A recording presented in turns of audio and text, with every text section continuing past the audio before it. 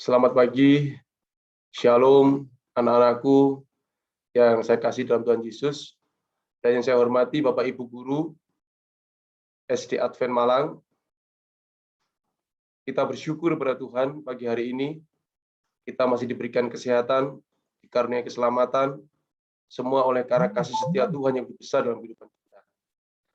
Di pagi hari ini, kita akan merenungkan firman Tuhan dengan tokoh hamba Tuhan yang setia, seorang pahlawan yang gagah berani, dan pemimpin yang berhasil. Dia adalah Yosua.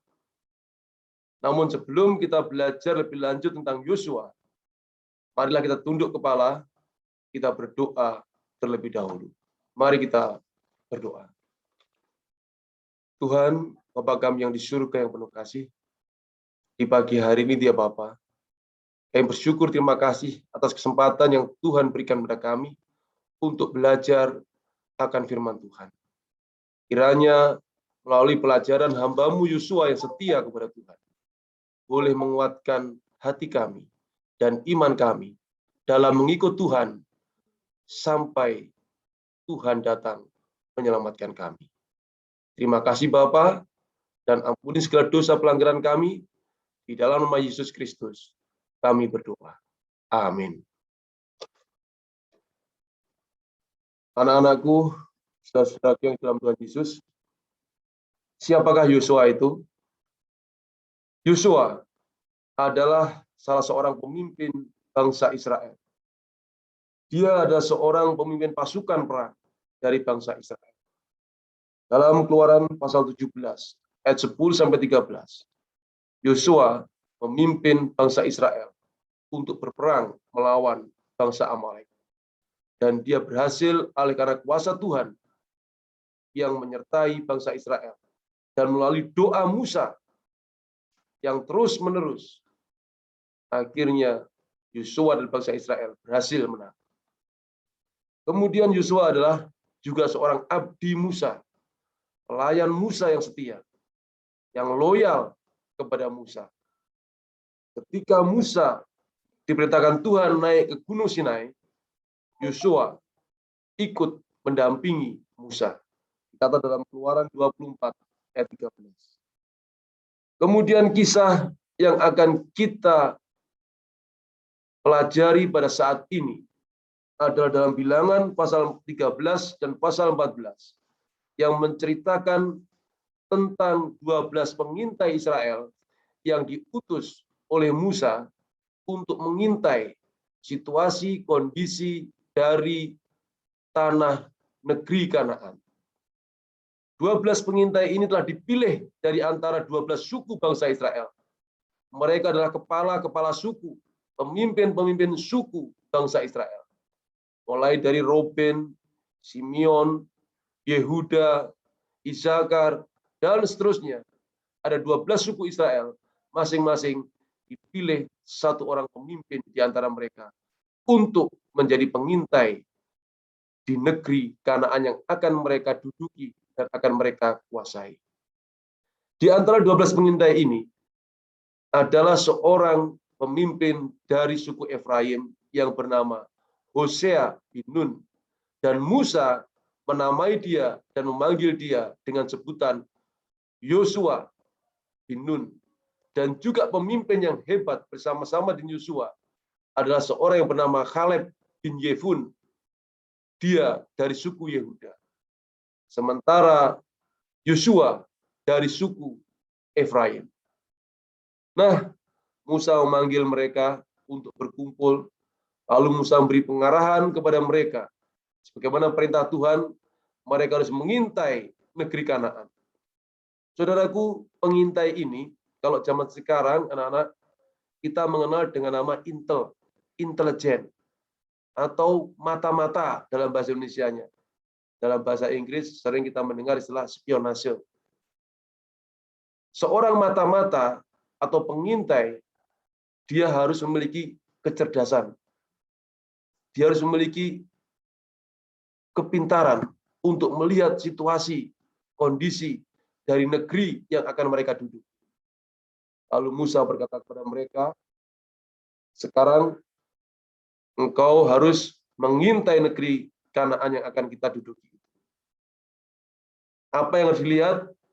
Engkau melihat situasi apakah penduduknya banyak atau sedikit. Apakah mereka kuat berlatih berperang atau mereka lemah dan tidak bisa berperang. Apakah kota mereka itu berbenteng-benteng, berkubu-kubu, atau kota mereka terbuka tanpa ada bentengnya.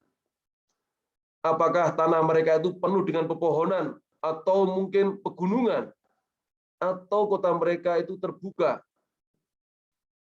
sehingga mudah untuk direbut. Bagaimana dengan tanahnya di sana? Suburkah atau tandus? Dan ingat, bawalah sedikit hasil dari tanah negeri Kanaan itu. Karena pada saat itu adalah musim buah anggur. Lalu mereka mulai berangkat seperti yang Tuhan perintahkan. Mereka menyusuri padang gurun Sin, kemudian Hebron, tanah Negeb. Di sanalah mereka mulai mengelilingi, mengitari tanah Kanaan, 12 orang pengintai ini, selama 40 hari lamanya. Mereka harus memastikan situasi kondisi negeri Kanaan yang akan mereka masuki. Setelah 40 hari, 12 pengintai ini kembali lagi kepada Musa dan Harun dan kepada segenap umat Israel yang berkumpul pada saat itu di padang gurun.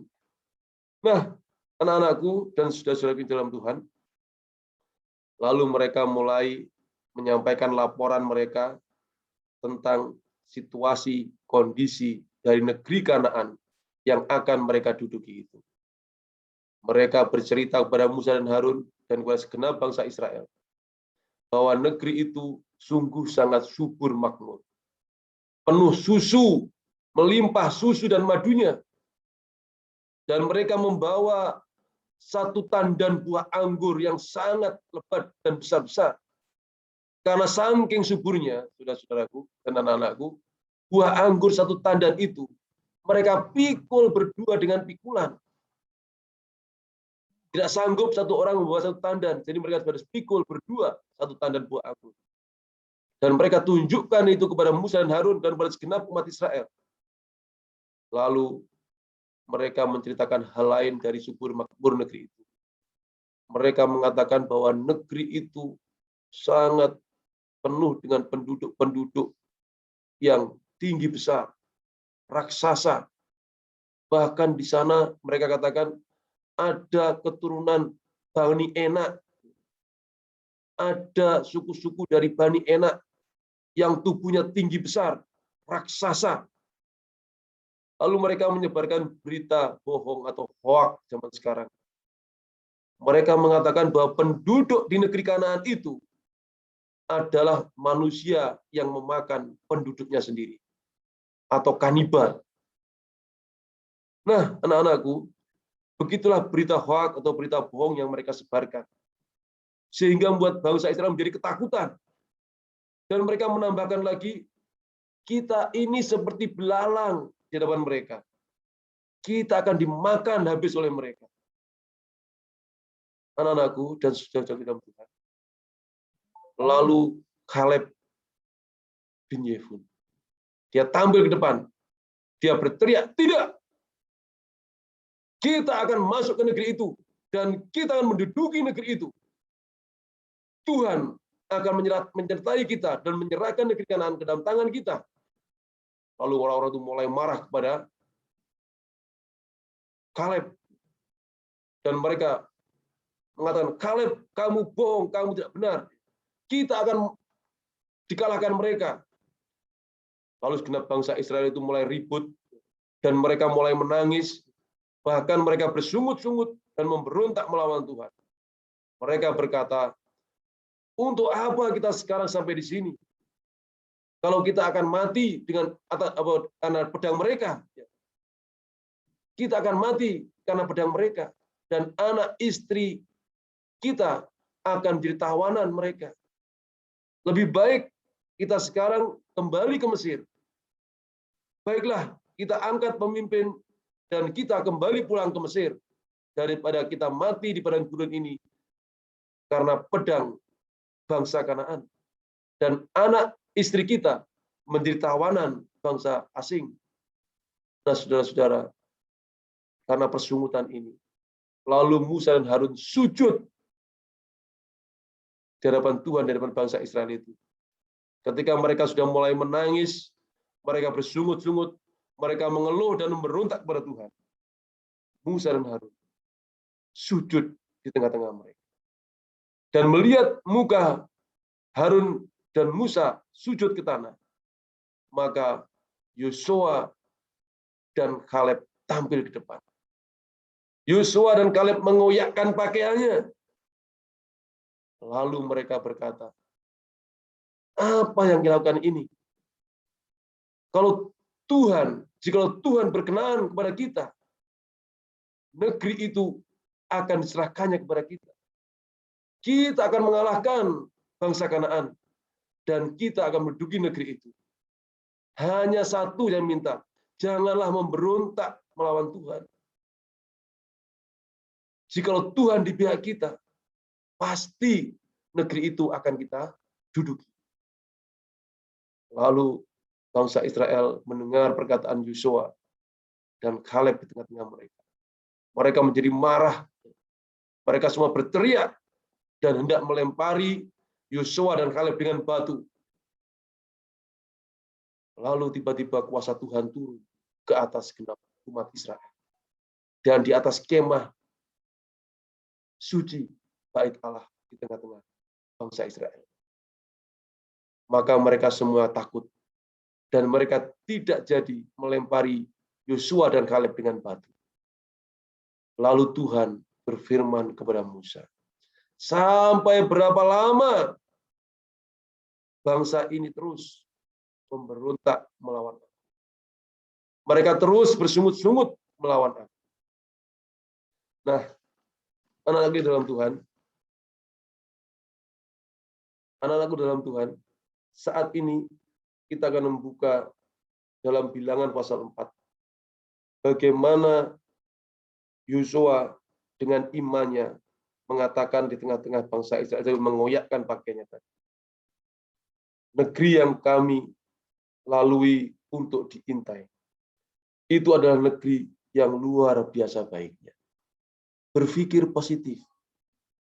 Dia melihat sesuatu hal yang baik dari negeri Kanaan. Jika Tuhan berkenan kepada kita, maka Ia akan membawa kita masuk ke negeri itu dan akan memberikannya kepada kita suatu negeri yang berlimpah-limpah susu dan madunya. Hanya, kata Yosua, janganlah memberontak kepada Tuhan dan janganlah takut kepada bangsa negeri itu, sebab mereka akan kita telan habis. Yang melindungi mereka telah meninggalkan mereka, sedangkan Tuhan menyertai kita. Janganlah takut kepada mereka.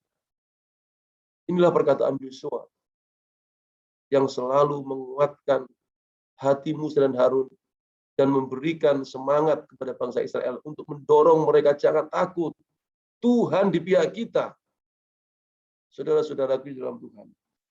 Di sini satu pelajaran yang bisa kepetik dari sifat kepemimpinan dan kepahlawanan Yosua. Dia tidak takut menghadapi musuh sebesar apapun.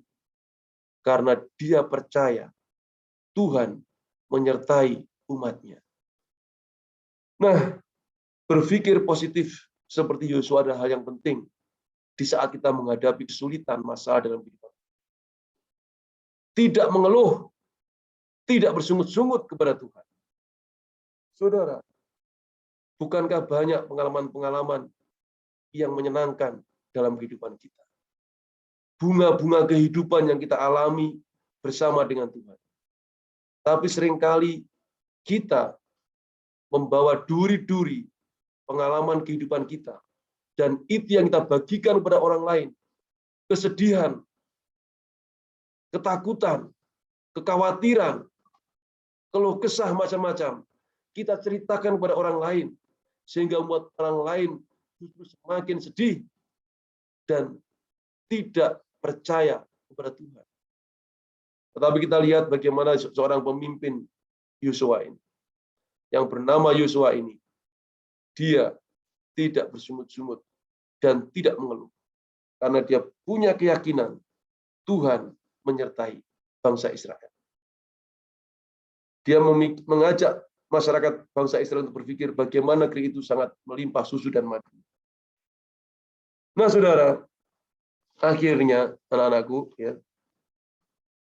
bahwa karena pemberontakan bangsa Israel dan membuat hati Tuhan sedih, bahkan Tuhan mengatakan 10 kali umatku memberontak melawan aku. Dan akhirnya di dalam pasal 14 kitab Bilangan ini mengatakan bahwa dikatakan, adapun orang-orang yang telah disuruh Musa untuk mengintai negeri itu yang sudah pulang dan menyebabkan segenap umat itu bersungut-sungut kepada Musa dengan menyampaikan kabar busuk tentang negeri itu. Orang-orang itu akan mati, kena tulah di hadapan Tuhan. Orang-orang itu mati, kena tulah.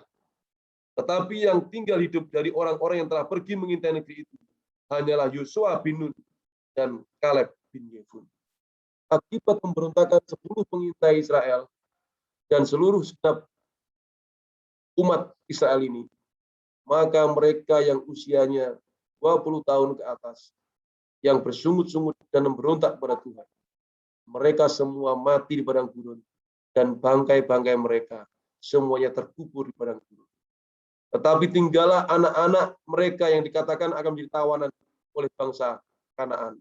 Justru anak-anak ini bersama Yosua dan Kaleb, mereka yang akan mewarisi dan menduduki negeri Kanaan yang subur makmur.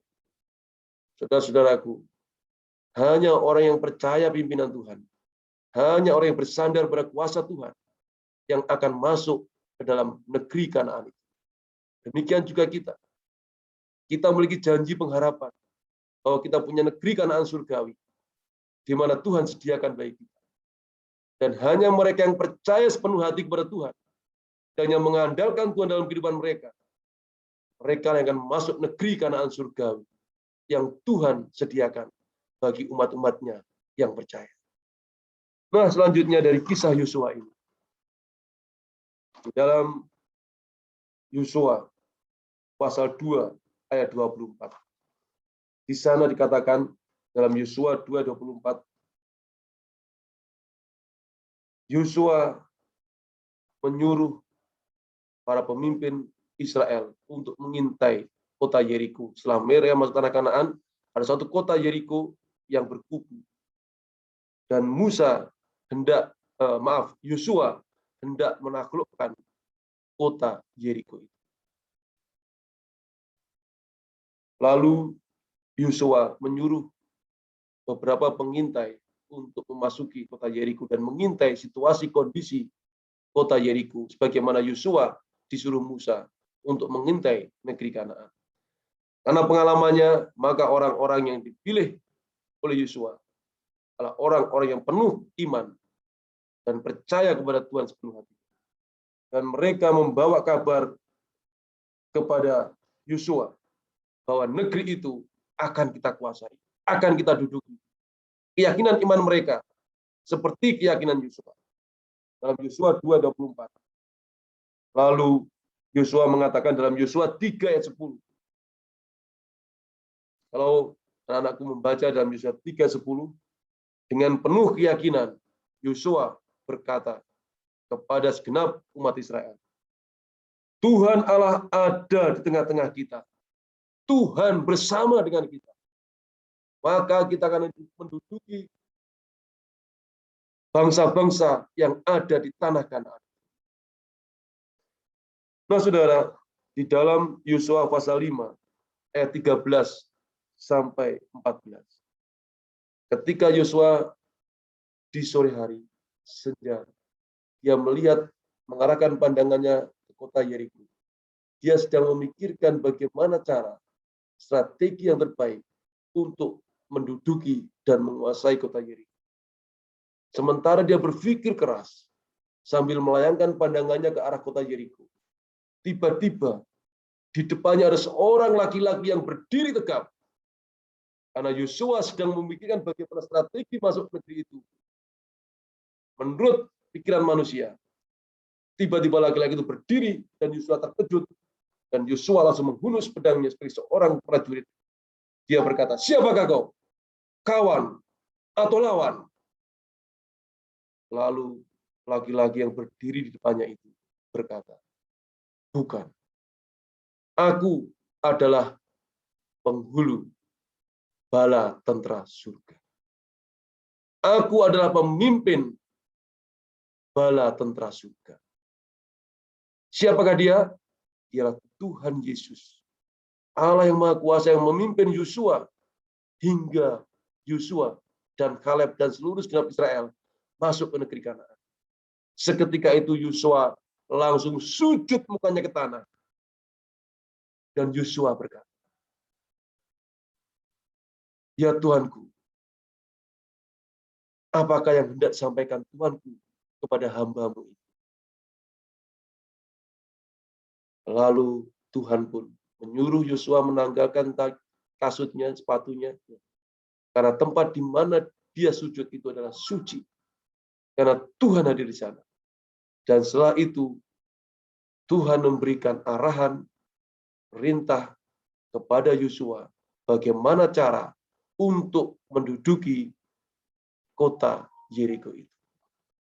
Nah, Yosua seorang pemimpin yang hebat, seorang pemimpin besar, seorang pahlawan yang berani berkorban untuk kepentingan bangsanya, untuk umat Tuhan.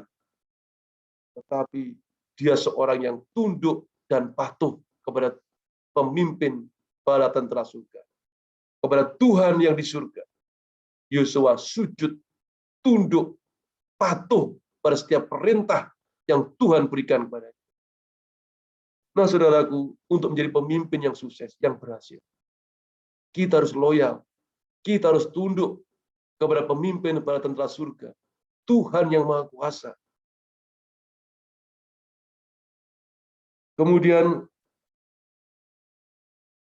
setelah Yosua berhasil menduduki kota-kota di tanah Kanaan, mulailah bangsa Israel ikut-ikutnya bangsa kafir yang mereka duduki negerinya untuk menyembah berhala-berhala mereka, menyembah dewa-dewa mereka. Yosua sangat sedih hatinya melihat hal ini. Tetapi Yosua sebagai seorang hamba Tuhan yang setia, seorang yang memiliki pengalaman banyak bagaimana memimpin bangsa Israel dan sukses karena kuasa Tuhan. Dalam Yosua pasal 24 ayat 15. Mari kita buka Alkitab kita dalam Yosua pasal 24 ayat 15. Ini adalah suatu ayat yang terkenal yang Yosua sampaikan dan pesan Yosua kepada anak-anak bangsa Israel yang masuk negeri Kanaan saat itu. Demikian katakan Yosua. Tetapi jika kamu anggap tidak baik untuk beribadah kepada Tuhan, pilihlah pada hari ini kepada siapa kamu akan beribadah. Ilah yang kepada nenek moyangmu beribadah di seberang sungai Efrat, atau ilah orang Amori yang negerinya kamu diami ini. Tetapi aku dan seisi rumahku, kami akan beribadah hanya kepada Tuhan. Kepada Tuhan yang di surga. Itulah komitmen Yosua untuk tetap setia dan percaya dengan sepenuh hati kepada kuasa Tuhan. Anak-anakku dan saudara-saudaraku yang kejam. Inilah kisah kepahlawanan, kisah kepemimpinan Yosua. Seorang yang tidak suka mengeluh, tetapi orang berpikir positif, selalu percaya kepada Tuhan dan mengandalkan Tuhan dalam kehidupan. Sehingga karena kepercayaan, keyakinannya kepada Tuhan yang sanggup memimpinnya, dia masuk ke negeri Kanaan bersama Kaleb dan anak-anak bangsa Israel di bawah 20 tahun. Demikian juga dia tidak pernah bersungut-sungut, tetapi dia menghadapi semuanya, selalu tunduk dan patuh kepada perintah Tuhan. Dan dia adalah seorang pemimpin yang memegang komitmen untuk percaya dan bergantung pada Tuhan. Walaupun dia sudah tua, tetap dia berpegang bahwa aku dan seisi rumahku, kami akan tetap beribadah hanya kepada Tuhan yang di surga.